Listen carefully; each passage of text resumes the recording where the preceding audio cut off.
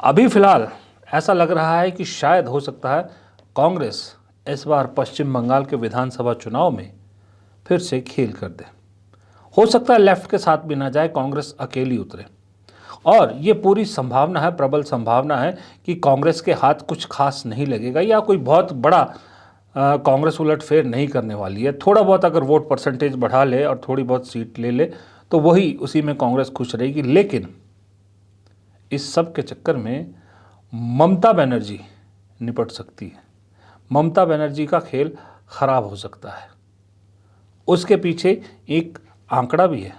आंकड़ा ये है कि अगर आप पश्चिम बंगाल के आप 2011 के सेंसस के हिसाब से देखो तो वहाँ मुस्लिम पॉपुलेशन में, मुस्लिम पॉपुलेशन की बात कर रहा हूँ, 27.01% थी 2011 में, जिसे अब कहा जा रहा है कि कम से कम मुस्लिम पॉपुलेशन वहाँ 37 से 38% हो गई है। और 37 से 38% मुस्लिम आबादी सारी की सारी ममता बनर्जी के पीछे बिल्कुल एकजुट खड़ी है। वहाँ बंगाल में मुसलमान ममता बनर्जी को अपना मसीहा मानता है।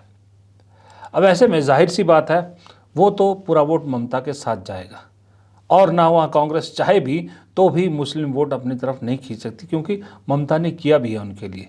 लेकिन कांग्रेस की नज़र कहाँ पर है? कांग्रेस की नज़र ये देखिए, मुस्लिम वोट तृणमूल के साथ, ओबीसी और जनरल कास्ट का जो 25% 16% ये भी बढ़ गया होगा।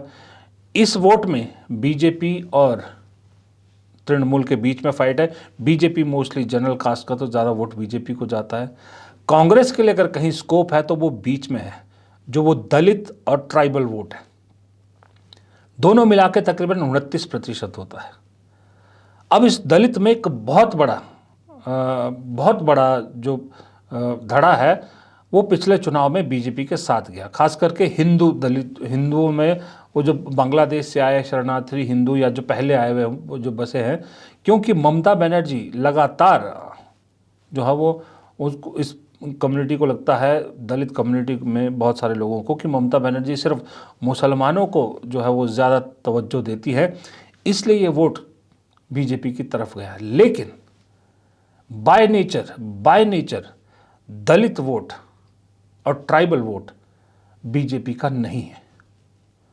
कांग्रेस इसी जगह पर, इसी तबके में कुछ डेंट डालना चाहती है, कुछ खेल करना चाहती है, क्योंकि इसमें जो दलित और ट्राइबल्स हैं ये ममता बनर्जी का भी बहुत बड़ा एक वो है, वोट बैंक है। मुस्लिम के साथ जब ये मिलता है और कुछ ओबीसी मिलता है तब ममता बनर्जी जीत हासिल करती है, वरना ओबीसी और अपर कास्ट ये बीजेपी का कोर वहाँ पर वोट है।